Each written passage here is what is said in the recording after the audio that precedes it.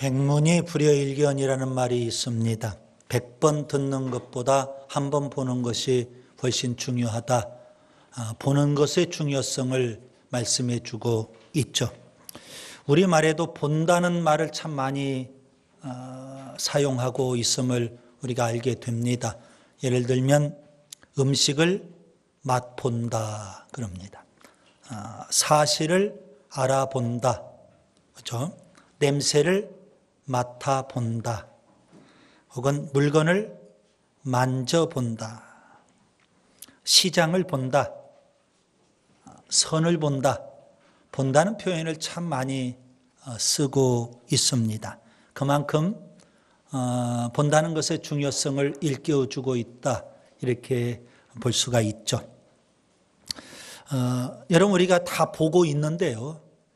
이 본다는 것의 중요성을 우리가 인식하지 못하는 경우들이 참 많습니다.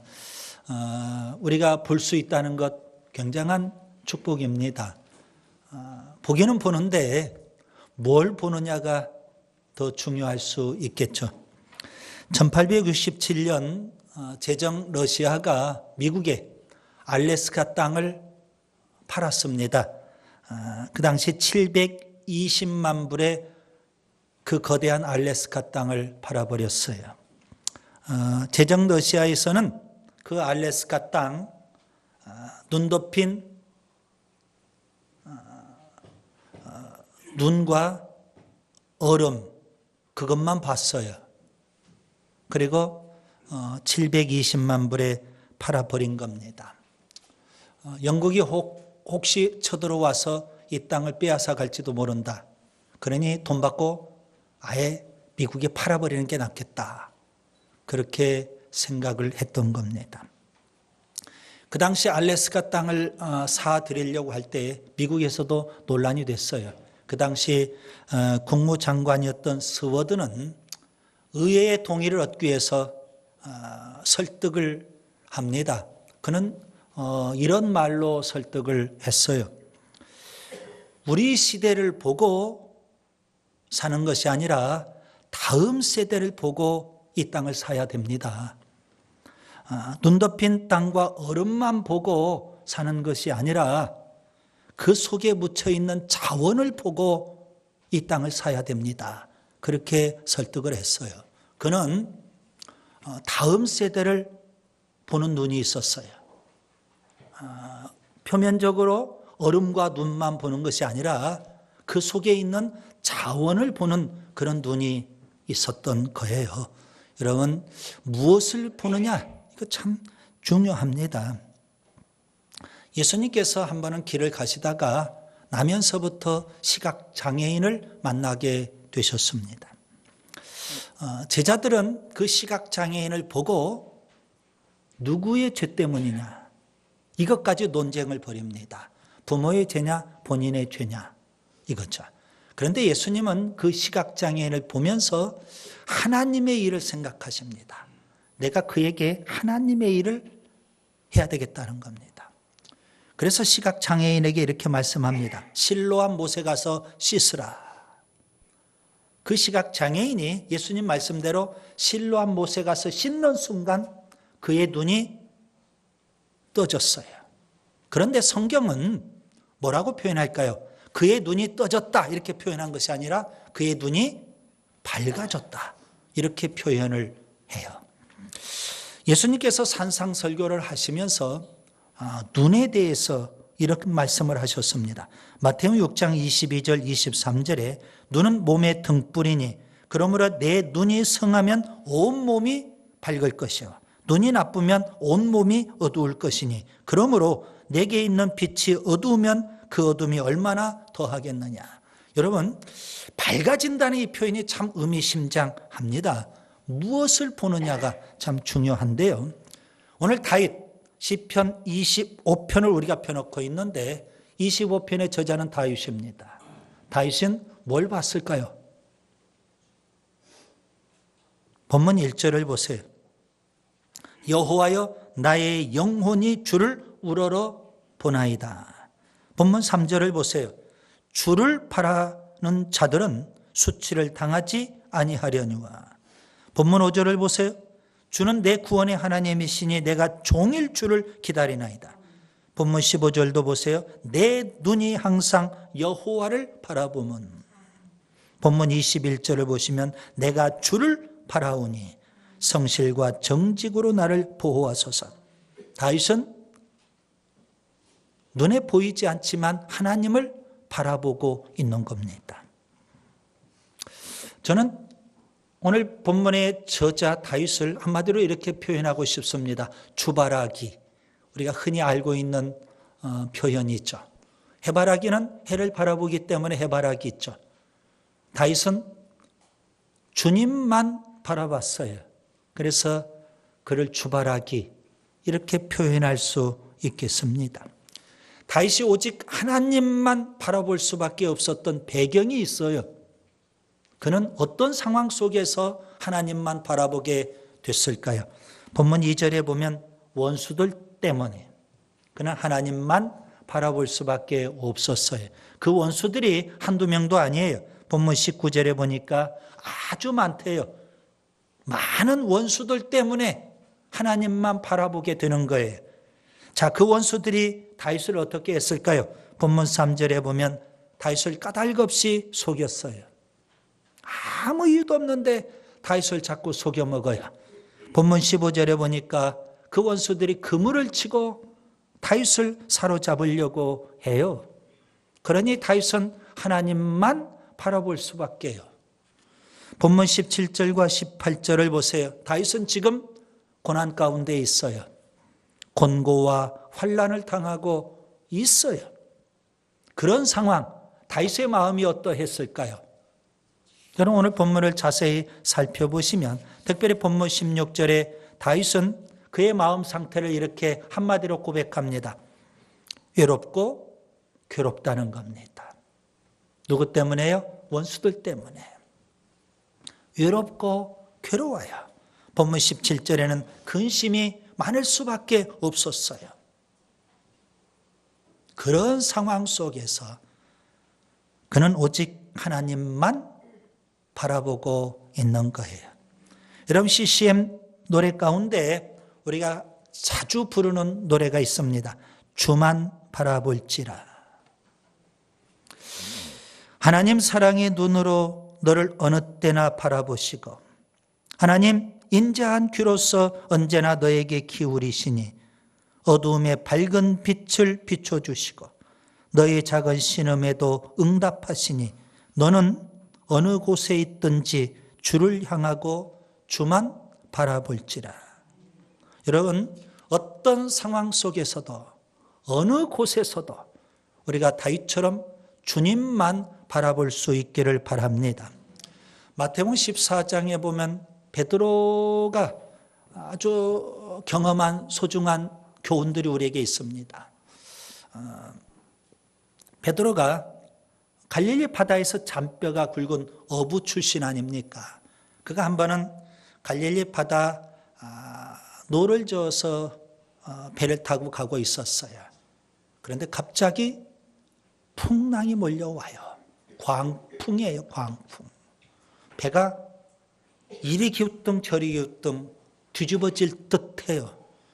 그러니 바다에서 잔뼈가 굵었던 베드로도 두려움이 엄습해 오는 거예요.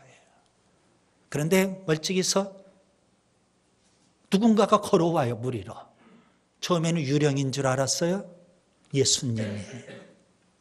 그래서 베드로가 선뜻 예수님에게 요청을 해요. 예수님, 저도 예수님처럼 물 위를 걸어가게 해주세요.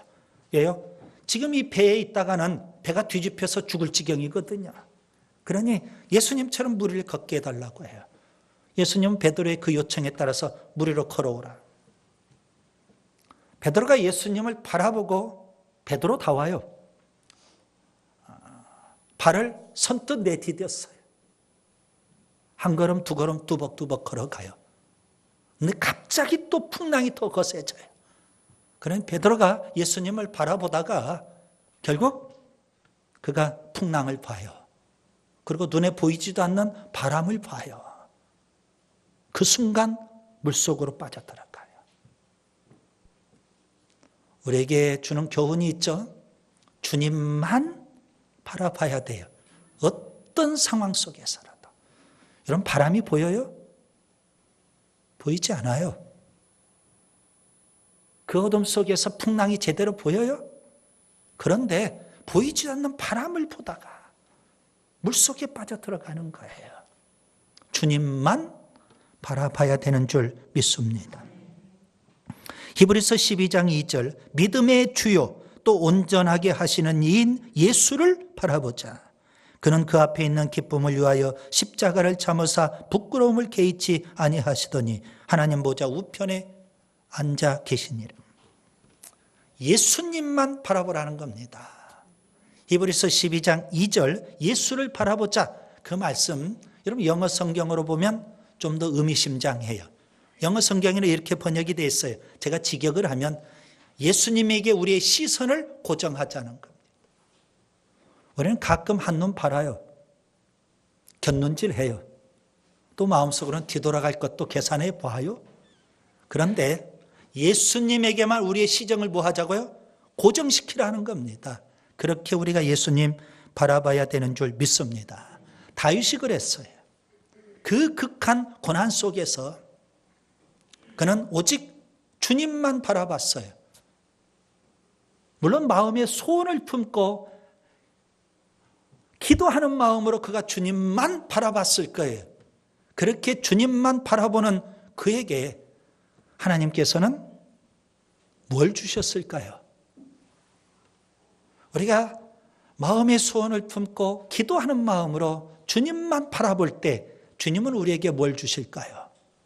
오늘 본문을 저는 세 단락으로 나누려고 합니다. 물론 주님께서 주님만 바라보는 다윗에게 세 가지를 주셨거든요. 그런데 오늘 본문을 저는 세 번째 단락, 두 번째 단락, 첫 번째 단락 이렇게 역으로 제가 세 가지를 오늘 말씀드리려고 합니다. 첫째, 주님만 바라보는 다윗에게 주님은 구원의 은혜를 주셨습니다. 본문 15절부터 22절을 보겠습니다. 여러분 본문 16절에 다윗이 이렇게 기도하죠. 은혜를 베푸소서. 본문 20절에는 나를 구원하소서. 여러분 이 둘을 잘 조합을 시켜보세요. 다윗은 지금 뭘 기도해요? 구원의 은혜를 베풀어 달라고 기도해요. 그런 마음으로 주님만 바라보는 거예요. 하나님께서 그런 다윗에게 뭘 주실까요? 구원의 은혜를 베풀어 주시는 줄 믿습니다. 다윗 한 사람에게만 구원의 은혜를 베풀어 주실까요? 본문 22절에 보면 이스라엘 백성에게도, 하나님의 백성인 오늘 우리들에게도 우리가 뭐 하면? 하나님만 바라보면 하나님은 구원의 은혜를 베풀어 주시는 줄 믿습니다. 여러분 이스라엘 백성이 받았던 구원의 은혜 뭘까요? 출애굽을 우리가 기억할 수 있겠죠. 애굽의 10가지 재앙을 하나님이 내리셔요. 그리고 이스라엘 백성들에게는 그 집 문설주와 임방에 있는 양의 피를 보시고 하나님께서 구원의 은혜를 베풀어 주셨어요. 놀라운 역사예요. 애굽의 모든 집은 다 조상집, 첫 열매 장자가 다 죽어가요. 그런데 하나님은 이스라엘 백성들에게 구원의 은혜를 베풀어 주셨어요. 이스라엘 백성이 광야 세월을 지나고 가나안 땅에 정착을 해요. 그들은 약하죠. 이스라엘 주변국들은 강해요. 그래서 사사시대 때 보면 물론 이스라엘 백성이 하나님 말씀에 불순종한 것도 있지만 주변에 이방 나라들로부터 많은 압제를 당해요. 그때마다 하나님께서는 사사들을 보내셔서 이스라엘에게 구원의 은혜를 베풀어 주셨어요. 남쪽 유다 나라가 하나님 말씀에 불순종하니까 하나님께서 바벨론을 통해서 심판하셔요. 나라가 망하고 그들이 비참하게 바벨론의 포로로 끌려가요. 그런데 하나님은 그들에게도 또 구원의 은혜를 베풀어 주셔요. 바벨론 포로 70년 후에 그들이 예루살렘에 돌아와서 나라를 재건하게 돼요. 그런데 하나님 참 기막힌 일들을 하셔요. 그 당시 바사 제국인데요. 바사 제국의 고레스 왕, 그는 하나님을 전혀 모르는 사람이에요. 어느 날 하나님의 감동을 받아요. 그리고 여호와 하나님, 이스라엘의 그 하나님이 참 하나님인 것을 깨닫게 돼요. 그리고 온 나라의 조소를 반포해요. 이스라엘의 하나님이 참 하나님이다. 그러니 유대인들은 이제 포로 생활을 청산하고 예루살렘으로 돌아가라. 이스라엘의 그 하나님을 위해서 성전을 건축하라. 이런 조서를 내려요. 그래서 포로 생활하던 유대인들이 예루살렘에 돌아와요. 하나님의 놀라운 구원의 역사예요. 하나님께서는 온 인류, 죄악 가운데 죽음 가운데 처한 온 인류를 구원하기 위해서 메시아 예수 그리스도를 이 땅에 보내주셨어요. 예수님의 십자가의 죽음과 부활을 통해서 온 인류에게 구원의 길을 열어주셔요. 그 예수님을 믿기만 하면 하나님은 지금도 구원의 은혜를 베풀어 주시는 줄 믿습니다. 우리는 구원하면 꼭 죄에서의 구원만 생각하는 경향이 있습니다. 물론 죄로부터의 구원, 이게 가장 중요한 거죠. 마태복음 1장 21절에 보면 아들을 낳으리니 이름을 예수라 하라. 이는 그가 자기 백성을 그들의 죄에서 구원할 자이심이라 하더라. 예수님을 통해서 우리가 죄로부터의 구원 참 중요합니다. 그런데 우리가 성경을 좀 자세히 관찰해 보면 꼭 죄로부터의 구원만 있는 것은 아니더라는 겁니다. 예를 들면 마태복음 9장에 보면 이런 일이 있어요. 예수님께서 한 번은 길을 가시는데 한 여인이 뒤로 와서 예수님의 겉옷자락을 붙잡았어요. 그 여인은 12해 동안 혈루증, 고질병이에요. 고치지 못한 고질병 때문에 고통을 겪고 있었어요. 유대 율법에 의하면 그런 여인은 부정한 여인이에요. 공동체에서 추방이 되고 버림받을 수밖에 없어요. 그 여인이 가진 방법을 다 동원해서 병을 고쳐보려고 했지만 고치지를 못해요. 그런데 어느 날 소문을 들었어요. 예수라는 분이 있는데 신통하다는 거예요. 그래서 마음속에 결단을 해요. 내가 예수님을 한번 만나리라. 그래 예수님을 찾아가는데 주변에 사람들이 너무 많잖아요. 그래도 그 마음의 소원을 꺾지 않아요. 마음속에 이런 믿음이 생겼어요. 내가 예수님 겉옷자락만 붙잡아도 내 병이 낫겠다. 그런 믿음이 생겨요. 비록 부정한 여인이지만 사람들을 헤집고 몰래 예수님 뒤로 찾아가요. 겉옷자락을 붙잡았어요. 그런데 신기하게도 그렇게 고치지 못했던 그의 혈루증이 근원부터 말라버리는 그런 신유의 은혜가 나타나게 됐어요. 그녀는 두려웠어요. 그런데 예수님께서 그걸 다 아시고 그녀를 찾으셔요. 그리고 주님께서 이렇게 선포하십니다. 마태복음 9장 22절 따라 안심하라. 내 믿음이 너를 구원하였다. 주님께서 구원이라는 단어를 쓰셔요. 내 믿음이 너를 구원하였다. 이때 구원은 뭘까요? 질병으로부터의 구원이에요. 또 이런 경우도 있어요. 마태복음 8장에 보면 예수님께서 제자들과 함께 배를 타셨어요. 갈릴리 바다를 건너가시는데 예수님은 좀 피곤하셨나 봐요. 주무셨어요. 제자들이 노를 젓고 건너편으로 가려고 해요. 그런데 갑자기 또 풍랑이 일어나요. 제자들이 죽을 맛이에요. 이러다간 다 죽는 거예요. 그래서 예수님을 흔들어 깨워요. 그때 제자들이 뭐라고 할까요? 마태복음 8장 25절 주여 구원하소서. 우리가 죽겠나이다. 주여 구원하소서. 구원이라는 단어를 써요. 무슨 의미일까요? 여러분 죄로부터의 구원도 있고 질병으로부터의 구원도 있고 악한 환경이죠. 지금 풍랑이 일어나서 우리 모두가 다 죽게 돼요. 삶의 무거운 짐이죠. 거기에서의 구원도 있더라는 겁니다. 지금 다윗이 그래요. 원수들 때문에 죽을 맛이에요. 온갖 고난을 다 당하고 환난 역경 가운데 있어요. 주님은 그런 다윗에게 구원의 은혜를 베풀어 주시는 줄 믿습니다. 여러분 삶의 문제가 아무리 커도 여러분이 겪고 있는 그 환경이 아무리 악해도, 여러분이 당하고 있는 질병이 아무리 커도 주님은 그러한 곳에서 우리에게 구원의 은혜를 베풀어 주시는 분인 줄 믿습니다. 뭐 하면? 주님만 바라보면. 그 다음에 두 번째, 주님만 바라봤던 다윗에게 하나님은 말씀의 교훈을 주십니다. 본문 4절부터 14절을 보겠습니다. 여러분, 구원의 은혜를 받았다면 이제는 뭘 받아야 될까요? 말씀의 교훈을 받는 게 참 중요합니다. 여러분, 신앙생활은 구원의 은혜를 받은 것으로 끝나면 안 됩니다. 예수 믿고 구원받았어요? 그것으로 끝나면 안 돼요. 신앙생활은요, 하나님 말씀으로 끊임없이 우리가 양육받아야 되는 겁니다.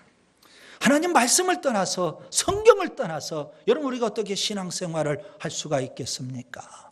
그런데 너무나도 많은 그리스도인들이 구원의 은혜는 받았다고 하면서 하나님 말씀과는 상관없이 살아요. 교회 안에서 신앙생활하면서도 자기 생각대로, 자기 주장대로, 자기 뜻대로 그렇게 신앙생활을 하려고 하는 사람들이 의외로 많아요. 중요한 건 뭘까요? 여러분, 우리가 교회 와서 봉사하기 이전에 하나님 말씀 듣는 것이 더 중요해요. 하나님 어떤 분이실까요? 말씀하시는 하나님. 예수님 어떤 분이실까요? 성육신하신 말씀, 예수님이에요. 성령님 어떤 분이실까요? 우리에게 조명하시는 분. 여러분, 조명이 뭐죠? 이 조명을 말하는 겁니다. 어둠을 밝혀주는 게 조명이 있죠. 성령님은 우리 마음이 어두워요. 그러니까 우리 마음을 조명해 주셔서 밝게 해 주셔요. 그래야만 우리가 뭐 하니까 성경을 읽어도 이해가 되고 하나님 말씀을 우리가 배워도 깨닫게 되거든요. 이게 바로 성령님의 조명이에요. 근본적인 질문을 던져보려고 합니다. 하나님 왜 우리에게 성경을 주셨을까요? 하나님은 교회에 왜 설교자를 세워주실까요? 하나님은 말씀하시는 분이기 때문에 그래요. 이런 본문 5절을 보세요. 다윗은 종일 하나님을 기다렸어요. 종일 하나님을 기다리듯 그는 하나님의 말씀을 그렇게 사모했다는 사실입니다. 여러분, 얼마나 하나님 말씀을 사모하시는지요? 베드로전서 2장 2절, 갓난 아기들 같이 순전하고 신령한 젖을 사모하라 그래요. 여러분, 우리 신앙이 건강한지 건강하지 않는지를 뭘로 알 수 있을까요? 말씀에 대한 식욕으로 알 수 있어요. 말씀에 대한 식욕이 왕성한 사람은 그 신앙이 건강한 거예요. 그런데 말씀에 대한 식욕이 왕성하지 못한 사람, 이런 사람은 그 신앙이 건강하지 못해요. 왜 그럴까요? 둘 중에 하나일 거예요. 하나는 병들었든지, 그의 신앙이 병들었든지, 또 하나는요, 뭔가 다른 것으로 배부르니까 말씀에 대한 식욕이 없는 거거든요. 세상 것으로 배부르니까 말씀에 대한 식욕이 없는 거 아니겠어요? 갓난아이가 젖을 사모하듯 그렇게 우리가 하나님 말씀을 간절히 사모하는 은혜가 있기를 바랍니다. 다윗은 왜 종일토록 하나님을 그렇게 기다리고 하나님의 말씀을 사모했을까요? 본문 4절과 5절을 보세요. 여호와여 주의 도를 내게 보이시고 주의 길을 내게 가르치소서. 주의 진리로 나를 지도하시고 교훈하소서. 다윗은 종일토록 하나님을 사모해요. 종일토록 하나님 말씀을 사모해요. 왜 그랬을까요? 하나님 말씀으로 그가 지도를 받고 하나님 말씀으로 교훈을 받아야만 뭐 할 수 있으니까 주의 길을 갈 수 있기 때문에 그래요. 말씀을 통해서 우리가 하나님께서 우리를 향하신 뜻, 하나님의 뜻을 발견할 수 있고요.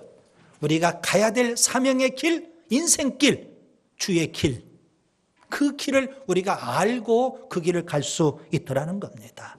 말씀을 통해서입니다. 다윗은 젊은 시절에 아주 뼈아픈 경험이 있었던 듯해요. 본문 7절에 보면 그는 하나님의 뜻을 잘 모르고 하나님의 뜻을 잘 분별하지 못해서 곁길로 가요. 그래서 그에게는 허물이 있었고 죄가 있었어요. 그러한 과오를 다시는 범하고 싶지 않은 거예요. 그래서 그는 지금 하나님 말씀을 간절히 사모해요. 하나님 말씀으로 무장하기를 원하는 거예요. 시편 119편 9절, 청년이 무엇으로 그의 행실을 깨끗하게 하리이까? 주의 말씀만 지킬 따름이니이다. 여러분, 우리가 하나님 말씀으로 교훈 받기를 원한다면 다윗에게서 배워야 될 게 있어요. 오늘 본문을 보시면 9절에는 온유한 자, 10절에는 지키려는 자, 12절에는 경외하는 자라는 말씀이 있어요. 여러분, 하나님 말씀을 듣고 끝나면 아무 의미가 없잖아요. 하나님 말씀 물론 들어야 돼요. 그런데 어떠한 마음으로 하나님 말씀을 들어야 될까요? 온유한 마음이에요. 하나님 말씀이 달면 삼키고 쓰면 뱉어내려고 하면 안 되고, 달든 쓰든 그 말씀, 나에게 주시는 말씀으로 받아들이려고 하는 온유한 마음이 있어야 되고요. 하나님 말씀 듣고 끝나면 의미가 없잖아요. 뭐 하려고 하는 마음? 지키려고 하는 마음이 필요해요. 말씀을 왜 듣고 말씀을 왜 배웁니까? 그 말씀대로 지키기 위해서입니다. 우리 모두는 다 주님의 심판대 앞에 언젠가는 서게 될 거예요. 하나님은 엄하신 분이거든요. 하나님을 두려워할 줄 알아야 돼요. 그렇기 때문에 오늘 우리가 하나님을 경외하는 마음으로, 두려워하는 마음으로 하나님 말씀을 들어야 된다는 말씀입니다. 자, 구원의 은혜를 받았어요. 그렇다면 이제는 뭐 해야 될까요? 말씀의 교훈을 받는 게 중요해요. 그래서 우리 신앙이 자꾸 성장하고요, 하나님의 뜻을 잘 분별해서 우리가 하나님이 원하시는 주의 길로 갈 수 있어야 되는 줄 믿습니다. 그 다음에 세 번째, 주님만 바라봤던 다윗에게 하나님은 뭘 주셨을까요? 승리의 계가를 주십니다. 본문 1절부터 3절을 보겠습니다. 자, 다윗은 주님만 바라봤고요, 구원의 은혜를 받아요. 그리고 말씀의 교훈도 받아요. 이제 승리의 계가도 받게 되는 거예요. 다윗은 원수들이, 다윗의 원수죠, 원수들이 다윗을 이기고 원수들이 승리의 계가를 부르면 안 되잖아요. 그래서 그는 하나님 앞에 이렇게 기도합니다. 하나님, 원수들이 이기지 못하게 해주세요. 원수들이 나를 이기고 승리의 계가를 부르지 못하게 해주세요. 그렇게 하나님 앞에 간절히 기도하는, 그 간절히 기도하는 마음으로 하나님만 바라보는 거예요. 하나님은 그런 다윗의 마음을 아시고 다윗의 기도를 들으시고, 하나님은 다윗의 삶에 친히 찾아오셔서 원수들과 싸워주시는 줄 믿습니다. 그리고 다윗의 원수들이 아니라 다윗이 승리의 계가를 부를 수 있도록 해주시는 줄 믿습니다. 하나님은 어떤 분이실까요? 여호와 니시의 하나님. 하나님 어떤 분이셔요? 전쟁에 능하신 하나님. 그 하나님께서 하나님만 바라보는 다윗, 하나님만 바라보는 우리들 삶에 오셔서 친히 원수들과 싸우시는 줄 믿습니다. 왜 하나님이 싸우실까요? 우리에게 승리의 계가를 부를 수 있도록 해주시기 위해서. 바울이요, 복음을 전할 때 그는 복음만 전해요. 그런데 복음을 전할 때 그는 예수님의 십자가의 죽음을 말해요. 그런데 십자가의 죽음만 말하면 안 되잖아요. 어떻게 보면 십자가의 죽음은 예수님의 패배와 같아요. 그래서 십자가의 죽음을 그가 선포한 다음에 반드시 그는요, 놓치지 않고 예수님의 부활을 말해요. 십자가의 죽음과 부활은 같이 가는 거예요. 바울은 십자가의 죽음만 말하는 것이 아니라 부활도 말했어요. 사망 권세를 이기시고, 아멘, 마귀 사탄의 세력을 멸하시고 승리하신 예수님, 이게 바로 예수님의 부활 아닙니까?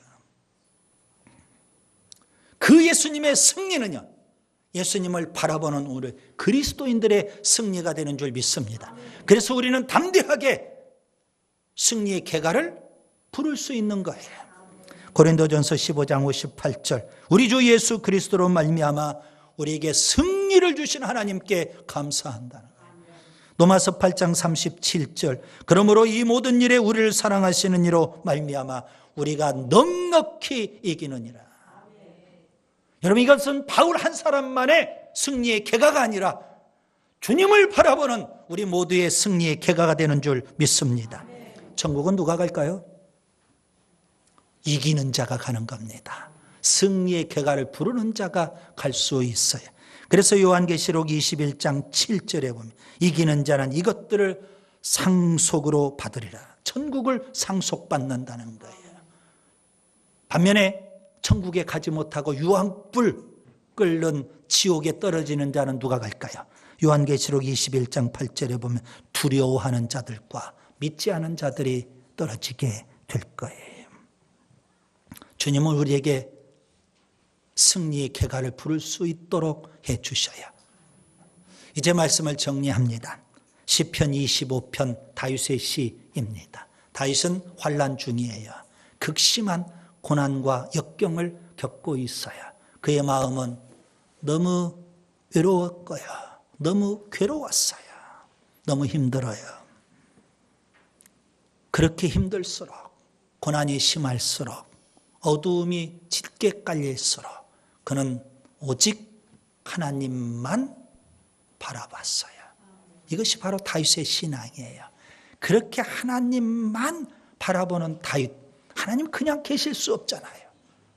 그에게 구원의 은혜를 베풀어 주셔야, 말씀의 교훈을 주셔야, 그리고 승리의 궤가까지도 주시는 줄 믿습니다. 우리 모두 다윗처럼 어떤 상황 속에서라도 어느 곳에서도 주님만 바라보는 주발하게 될 수 있기를 바랍니다.